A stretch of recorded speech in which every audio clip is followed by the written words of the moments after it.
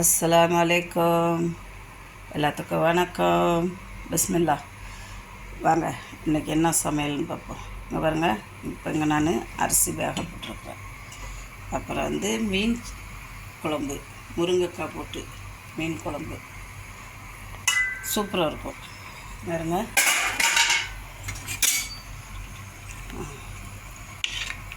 நல்லா மண் சட்டியில் மீன் குழம்பு வச்சுருக்குறோம். மாங்காய்லாம் போட்டு நல்லா இங்கே சாப்பாடு வெந்துக்கிட்டுருக்கு. சாப்பாடு வாங்க இன்றைக்கி காலை நாஸ்டா என்ன தெரியுங்களா? எங்கள் வீட்டில் சூப்பர் ஐட்டம் பண்ணியிருக்குறேன்.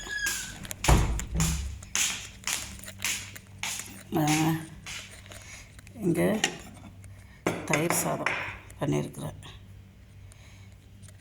அப்புறம் இங்கே இஞ்சி தீயல் பண்ணியிருக்கிறேன். சூப்பராக இருக்கும் இஞ்சி தீயல்.